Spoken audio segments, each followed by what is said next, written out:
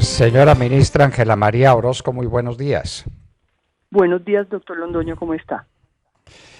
Pues muy preocupado porque no hemos logrado acabar de entender el laudo arbitral que se Ok. pronunció en el tema de la Ruta del Sol 2. Usted estaba haciendo una negociación a todas luces favorable para el gobierno, para el Estado colombiano, a partir de lo que había sido la demanda y de lo que había sido la respuesta. Pero aparece un hecho completamente sorpresivo que es la nulidad. Y la nulidad supone que no se le paga prácticamente a nadie la obra construida en la Ruta del Sol 2. ¿Es eso así, señora ministra? ¿Lo estamos entendiendo bien? No, doctor Londoño, no, yo creo que hay que hacer varias precisiones. Primero, que la nulidad por objeto y causa ilícita fue siempre lo que la ANI y el Estado colombiano buscaron. O sea, eso es lo primero que hay que aclarar. Y eso fue exactamente todas las pretensiones jurídicas de la ANI, las concedió el laudo arbitral. ¿Sí? Entonces, lo primero es eso. Lo segundo es que el laudo y los árbitros reconocieron la necesidad de utilizar el artículo 20 de la ley 1882, que es aquella que dice que la que falló la acción de inconstitucionalidad de la Corte Constitucional, donde reconoció que los bancos como financiadores de los proyectos eran terceros acreedores de buena fe. ¿Qué sucedió y por qué las cifras son distintas? Esto es lo que sucedió. Dentro del expediente reposaban tres peritajes. El peritaje del interventor de la ANI, que tiene dos acepciones, uno con el artículo 20 o sin el artículo 20 de la ley 1882, ese es un peritaje de obra. Ese es un peritaje del interventor de la ANI, de ingenieros, que dice lo que vale la obra comercialmente. Ese es el peritaje que siempre utilizó la ANI, que siempre utilizamos en las discusiones, porque es un peritaje de obra y ese además era el que arrojaba un menor valor de la obra. Ese peritaje arrojaba que en la obra recibida y la que se beneficiaba el Estado colombiano tenía un valor alrededor de 5.2 billones de pesos. En la contabilidad de la fiducia quedaba claro que se había reconocido a los terceros acreedores de buena fe, a los bancos, de hecho, que se les habían pagado ya 1.4 billones de los 2.6 del contrato de crédito, a los empleados, a los terceros contratistas de la concesionaria, es decir, a todos, ya se habían reconocido 3.9 billones y según ese peritaje, que era el que más bajo establecía el valor de la obra, por el saldo por pagar era por lo menos de 1.3 billones. El segundo peritaje era el peritaje de Odebrecht, que nosotros nunca lo utilizamos obviamente, es el que arrojaba un mayor valor de obra. Y el tercer peritaje es el peritaje que contrató independiente el tribunal. Ese peritaje lo hizo Dauphin Phelps con dos versiones, sí, con el artículo 20 constitucional, declarado constitucional, o con el artículo 20 declarado inconstitucional. En el escenario que utilizó el tribunal, considera que hay que utilizar el artículo 20, es decir, que hay que considerar a los bancos como terceros acreedores de buena fe. ¿Qué es ese peritaje? Que el valor de obra, ese peritaje era contable, era sobre la base de la contabilidad del consorcio y era sobre la base de unas actas de interventoría de la ANI, tomó como los dos elementos. Ese peritaje también fue descalificado y simplemente fue ajustado, y aquí le aclaro, según ese peritaje, tal como lo expidió Dauphin Phelps, el valor de la obra recibida por los colombianos era de 6.5 billones de pesos y lo que se había reconocido por ella era alrededor de 4.2 billones, es decir, aproximadamente lo que faltaba por pagar era casi 2 billones de pesos. No obstante, este peritaje también fue criticado por error grave y fue muy criticado por el tribunal, y lo que hizo el tribunal fue coger las cifras y ajustarlas según todas las pruebas del expediente, en su facultad de jueces del contrato. Entonces, a esos 6.5 billones le disminuyó o le restó 1.1 billones de CAPEX y alegaba las distintas razones, porque eran recursos, no, porque no estaba seguro de que se habían invertido en la obra que beneficiaba a los colombianos, porque no era clara la contabilidad, y eso le arrojó un valor de obra de 5.4 billones de pesos, que era el valor de la obra que los colombianos habían recibido y de la que se habían beneficiado. Y por otro lado, tomó ese 4.2 billones que ya había reconocido, según el peritaje de Dauphin Phelps, y le sumó unos recursos considerando que eran parte de la remuneración por obra. ¿Qué le sumó? Le sumó 600 mil millones de pesos de las utilidades que el concesionario generó entre el 2010 y el 2014 y lo considera que ya era parte de la remuneración por obra que los colombianos habíamos pagado. Le sumó 200 mil millones de pesos de AIU, que también consideró que era reconocimiento por obra que los colombianos ya habíamos pagado. Le sumó alrededor de 100.000 millones de unos contratos que consideraba que eran por lo menos no confiables, de que eran recursos que se hubieran utilizado en la obra. Es decir, le arrojó al final del día que los colombianos ya habíamos pagado alrededor de 5.2 y que el saldo por pagar a los terceros de buena fe con ocasión de la obra que habían recibido los colombianos eran 211.000 millones de pesos. 211.000 de los cuales hay alrededor de 187.000 en la fiducia, que como les recuerdo, en esa fiducia había recursos de las vigencias futuras, del contrato de crédito, de los peajes, y el saldo, que son alrededor de 26.000 millones de pesos, pues es un saldo que correrá con cargo a presupuesto general de la Nación. Ahora, aclaro que en la fiducia, pues los recursos de la vigencia futura son recursos también de la Nación. Eso fue lo que sucedió. Lo que sucedió fue que el tribunal, en su sabiduría, de alguna manera lo que hace es ajustar el peritaje de Dofasfex al que critica y acepta además el error grave por haber utilizado una contabilidad que estaba contaminada por actos de corrupción que hayan sido declarados y reconocidos por jueces, pero que lo podía hacer obviamente ellos como jueces del contrato, y simplemente ajustó, le restó entre CAPEX y OPEX de obra 1.1 billones y le sumó casi alrededor de 1 billón de distintos conceptos que no salen del peritaje, sino salen de las pruebas que reposan en todo el expediente, y esa es su decisión final. Reconoce que hay que utilizar el artículo 20 de la ley 1882, reconoce que todos los bancos son terceros de buena fe y que desde ese punto de vista los ahorradores también están protegidos, y lo que dice es que el saldo a pagar es ese, e inclusive de alguna manera en varios capítulos del laudo hace un llamado de atención sobre la falta de auditoría adecuada tanto por parte de la ANI como por parte de los bancos financiadores. Señora ministra, entonces a los bancos se les pagó la totalidad del crédito que tenían contra el consorcio constructor de la Ruta del Sol 2. No, señor. A los bancos se le ha pagado 1.4 billones de los 2.6 billones de capital del contrato de crédito. El saldo que se le va a pagar es el tope máximo que ha dicho el tribunal. El tribunal ha dicho se debe pagar 211.000 millones, de los cuales van en este orden: la DIAN, obligaciones laborales, otros contratistas del concesionario y los financiadores. La realidad es que las deudas con la DIAN son algo más de 100 millones de pesos, las deudas laborales son como 1.400 millones, no hay más deudas con terceros, luego el saldo, que serán un poco más de 200.000 millones, se les pagará a los bancos a prorrata de su deuda. Eso es el tope máximo que el tribunal ha definido como lo que los colombianos pagamos por valor de la obra que recibió el Estado colombiano y de la que se benefició. Entonces a los bancos se les debían 1.2 billones de pesos sin contar intereses. Exactamente. Más los intereses. Los intereses, entendemos, eran más de 200.000 millones de pesos. Así es, sí, doctor Londoño, así es. O sea que la deuda con los bancos era de 1.400.000 millones de pesos, sin entrar en cifras pequeñas. Así es, así es. Y se les va a pagar menos de 200.000. Exactamente, alrededor de 200.000, porque alrededor, realmente... Correcto. Sí, poco más de 200.000, sí. O sea que los bancos van a tener una pérdida en su crédito de 1.200.000 millones de pesos. Pues sí, esa es la realidad. La realidad es que ese es el saldo. ¿Por qué? Y yo creo que hay un llamado de atención. Yo creo que el laudo llama la atención sobre la necesidad de elevar los estándares de auditoría, tanto por parte de la ANI como por parte de los bancos.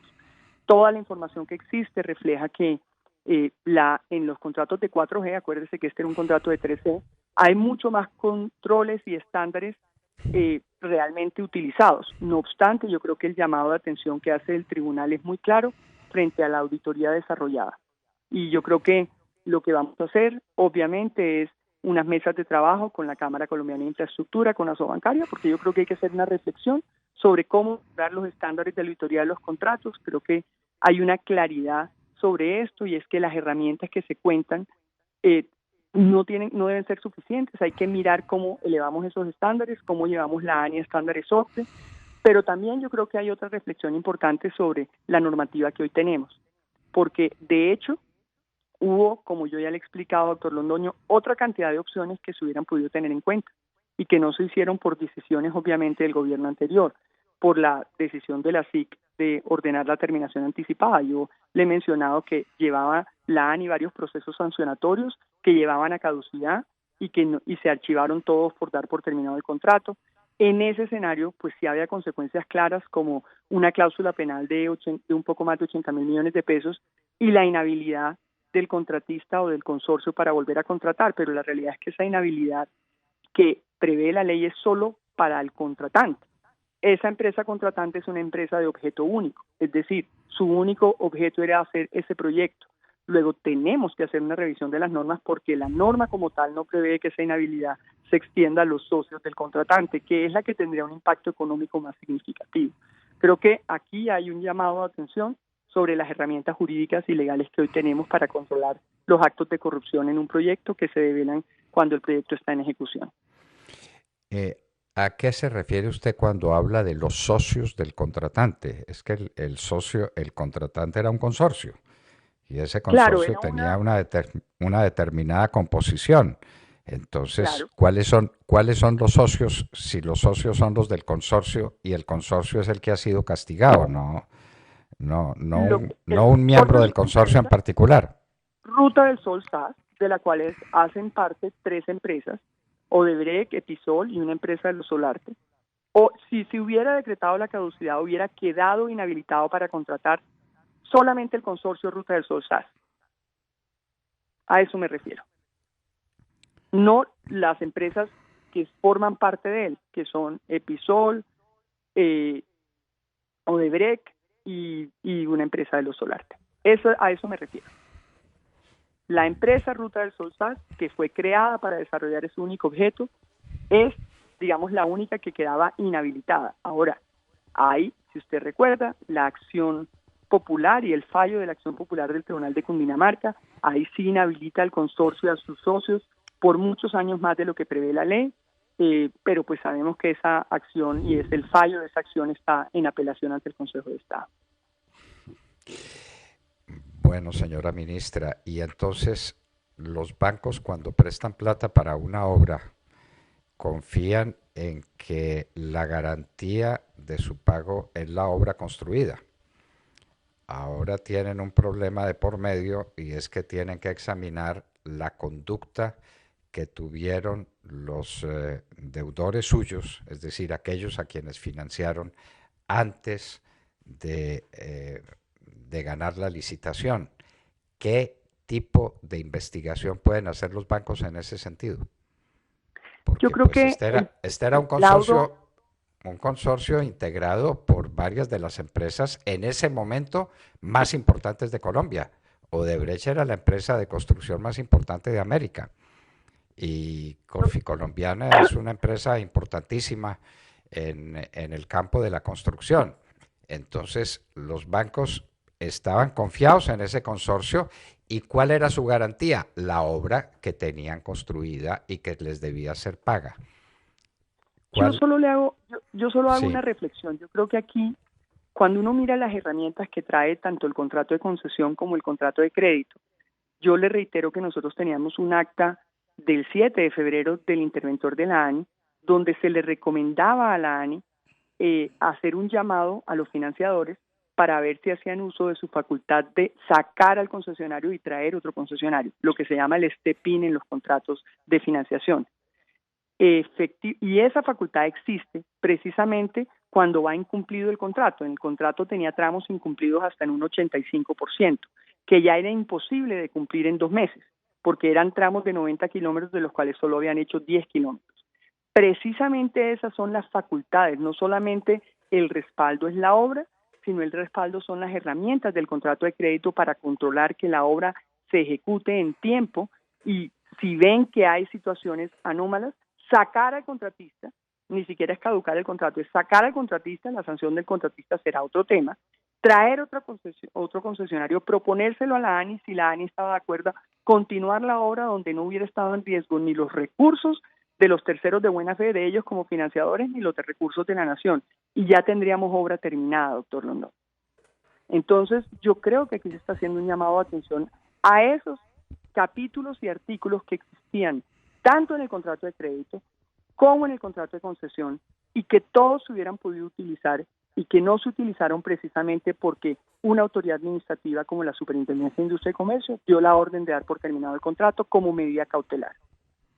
De hecho, es sorprendente, hay otro caso, antecitos de que el anterior superintendente saliera, y otro caso de colusión donde como medida cautelar no dio por terminado el contrato y el contrato sigue haciéndose durante la investigación.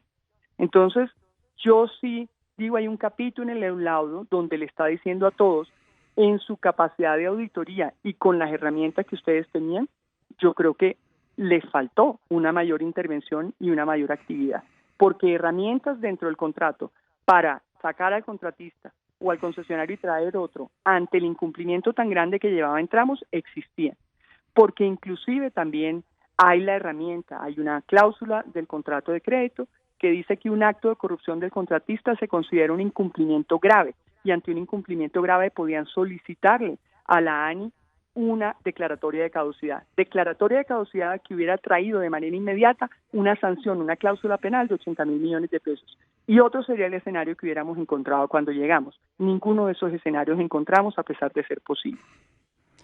Que fue lo que nunca entendimos, ni usted ni nosotros, por qué no se decretó la caducidad ante un incumplimiento de esa magnitud. Incumplimiento que tenía una garantía de cumplimiento bajísima, que nadie entiende por qué era tan baja, ¿no? Pues cuando uno mira la estructura, doctor Londoño, en la medida en que también tenían la posibilidad de sacar al contratista y traer otro, uno lo que está mirando es que la priorización claramente era la terminación de la obra, y sancionar al contratista pues se habría acompañado integralmente la acción como se acompañó, popular de la Procuraduría ante el Tribunal de Cundinamarca, que tiene una condena en firme contra el contratista y sus socios de 800.000 millones de pesos. En firme no, porque como digo, sí, pero que lo condenaron. Fue una condena, ese fue un fallo que salió el 6 de diciembre del 2018 y que está en apelación por parte del consorcio, pero que ahí está una condena. Es decir, yo creo que cuando uno mira todas las herramientas del contrato, había otras que hubieran terminado en una sanción, obviamente, del concesionario, hubieran podido traer otro concesionario y continuar la obra y garantizar además los recursos de la obra. Yo sí quiero hacer una reflexión. Obviamente, solamente un juez podía tomar esas decisiones. El tribunal es el juez del contrato y yo sí creo que si las partes, es decir, la ANI y el consorcio, acordaron que el juez del contrato era el tribunal y que el Estado ha acompañado todas las instancias judiciales, pues yo creo que hay una garantía de certeza jurídica y lo que hay es un llamado a la reflexión sobre el proceso que se adelantó. Yo lo que le quiero pues reiterar es que nosotros todo el tiempo actuamos con todos los elementos que teníamos a la mano y el tribunal expidió ese laudo y lo que hizo fue hacer sus propios ajustes teniendo en cuenta todos estos elementos que le doy. Pero sí, yo estoy de acuerdo, nunca entendimos. De hecho, yo llevo otro proceso. Nosotros en la Cor Magdalena tenemos un tribunal de arbitramiento con Navelena, porque sorprendentemente, en el caso de Navelena, que eran los mismos actores, y en ese momento se decretó la caducidad del contrato, hubo una conciliación extrajudicial que es objeto hoy de discusión, cosa que uno le sorprende. Usted tiene razón, cuando uno mira ahí como un patrón reiterado de unas decisiones que finalmente terminan siendo más favorables de lo que deberían ser hacia Odebrecht.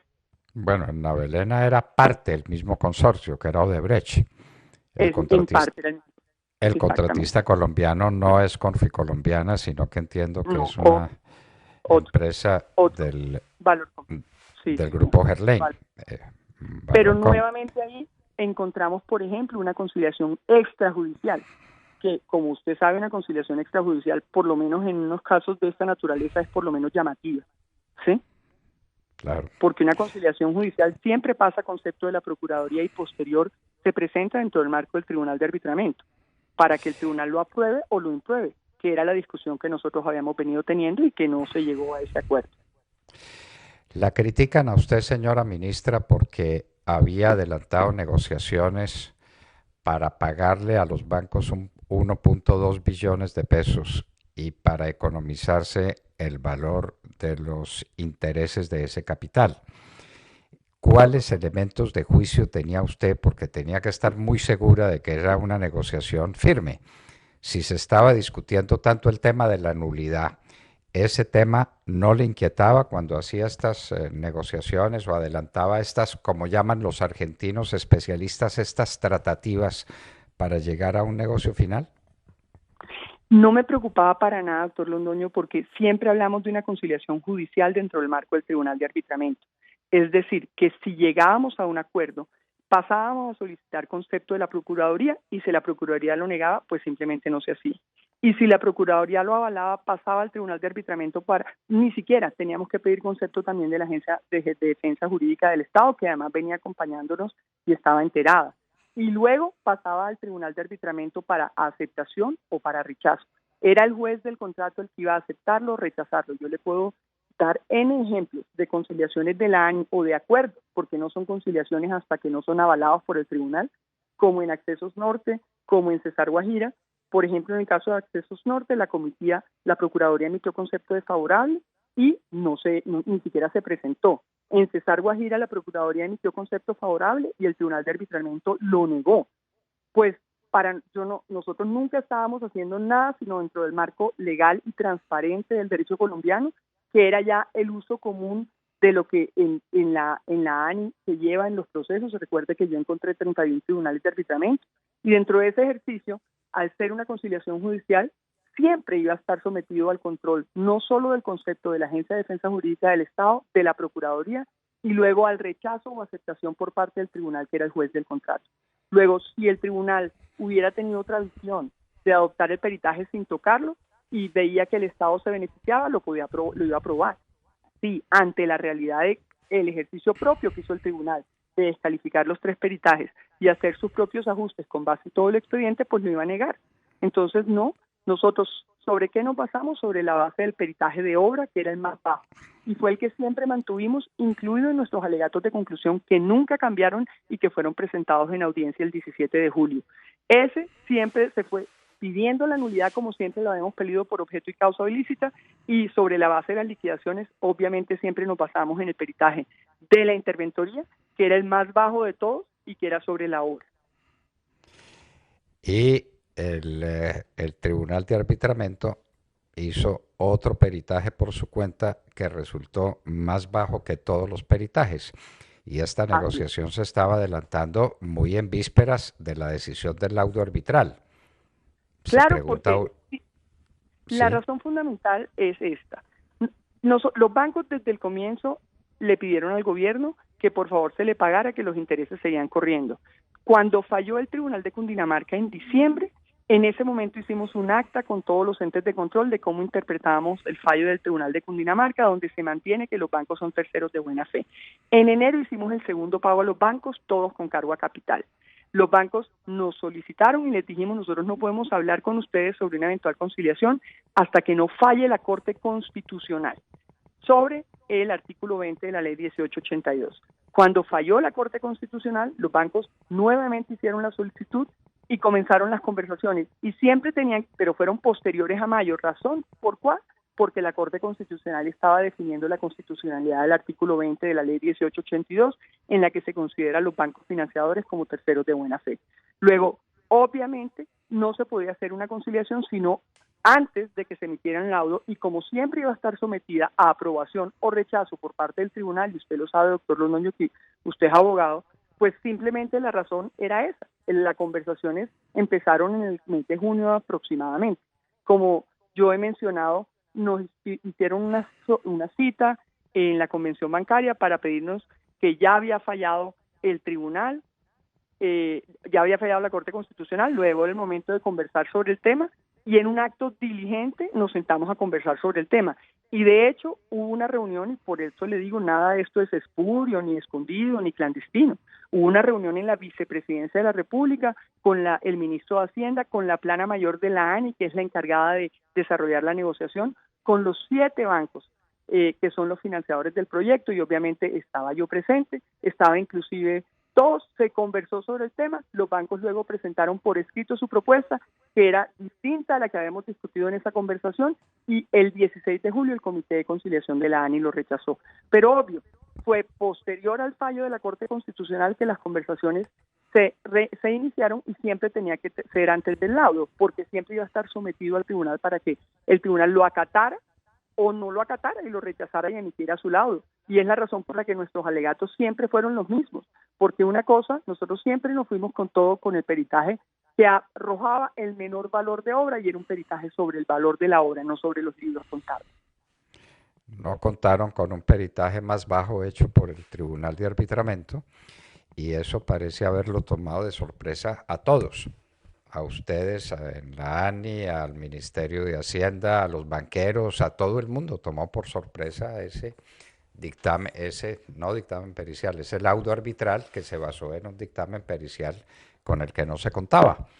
Y por eso, porque no se contaba con ese dictamen, se habían adelantado las negociaciones de las que se ha dado cuenta la opinión y que usted ha reconocido, pago a los bancos por 1 o 2 billones, menos los intereses que no se iban a pagar. Ahora resulta que se le pagan por todo concepto 200.000 millones de pesos, que son menos que los intereses, y queda pendiente un capital de 1.200.000 millones de pesos.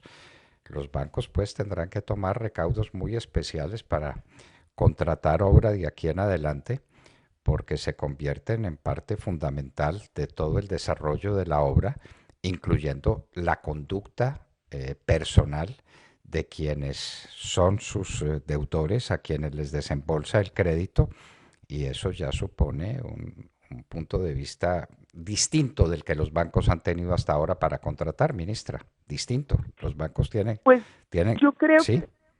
Yo creo que, decir, en los contratos 4G, que son contratos mucho más estándares y de alguna manera con mucho más controles, hay una interventoría permanente de los bancos. Yo creo que tenemos que hacer unas discusiones sobre cómo se mejora esa auditoría externa, tanto de la ANI como de los bancos, pero creo que en realidad cuando los contratos financian con cargo al proyecto y cuando las fiducias están atadas al pago del proyecto, creo que la responsabilidad de los financiadores sí está en mirar en qué se utilizan los recursos del proyecto, ¿sí? Creo que ahí sí está. De hecho, no se gira por pago de obra, sino el interventor, si todo el mundo no lo ha revisado. Yo creo que aquí hace un gran llamado el tribunal a eso. Y pues sí, la otra cosa de aclararle es la que el único que tenía la facultad para sumar, restar y descontar sobre los rubros contables sí era el juez. Usted sabe que uno como funcionario pues tenía que usar los peritajes que están dentro del proceso. El juez sí tenía esa facultad y pues yo sí recuerdo que era el juez del contrato y yo sí quiero reiterar una cosa. Yo creo que aquí hay seguridad jurídica. Yo creo que la señal que se le está dando es una institucionalidad que trabaja, un Estado que de la mano de todos los entes y el acompañamiento ha trabajado dentro de las instancias legales y transparentes y ambos acordamos que ese era el juez del contrato y eso está dentro de sus facultades como juez del contrato. Y yo creo que aquí, pues sí, tendremos todos que entrar a revisar. Este era un proyecto 3G, un proyecto que no tenía todas las cláusulas o todos los condicionamientos que tienen los proyectos de cuarta generación, pero igualmente previa cláusulas como la que le mencioné, que permitía sacar al contratista ante un incumplimiento grave como un acto de corrupción o ante incumplimientos graves de obra que también estaban demostrados por las actas de interventoría de la ANI. Facultad que es muy antigua, desde que se habló de la caducidad y de las facultades que tiene el contratista con la caducidad. Quién sabe si los bancos hubieran tenido esa facultad a la luz del derecho antiguo. Yo litigué tanto sobre eso y nunca se nos ocurrió que los bancos pudieran ser parte activa en el contrato. Los bancos simplemente financiaban y financiaban con cargo a una obra que se construía y esa era su garantía. Ahora cambia el punto de vista, tienen que entrar a considerar los móviles o motivos determinantes que son la causa del contrato, a valorar a quién están financiando y con cuáles intenciones financia y con qué condiciones son capaces de ganar el contrato y después de cumplirlo y de cumplirlo rectamente. En fin, nosotros creemos que esto va a significar mucho en el trabajo de los bancos y habrá una tarea muy grande de parte de ustedes en el gobierno por dar plena seguridad jurídica a quienes contratan con los contratistas de obra. Doctora Ángela María Orozco, su punto de vista no puede ser más claro, se lo agradecemos. Los bancos perdieron porque no obraron con la diligencia debida, han debido obrar de otra manera y eso les costó 1.200.000 millones de pesos. Más o menos esa es la conclusión, ¿no? Pues es el llamado de atención. Cuando uno lee el fallo en detalle, ve que hace una gran reflexión sobre cómo las auditorías no fueron suficientes. Sí, eso es lo que Claro, el laudo arbitral claro. dice Un, claramente. un llamado de atención durito, ¿no? 1.200.000 millones de pesos, pues suena mucha plata, ¿no? Sí, Nos muchísimo. parece a nosotros, no hay duda ninguna de que No, es no, muchísimo. que es un fuerte llamado de atención. Ministra Ángela María Orozco, cuánto agradecemos su paciencia y su bondad para con la hora de la verdad. No, muchísimas gracias a usted, doctor Londoño, y a todos sus oyentes.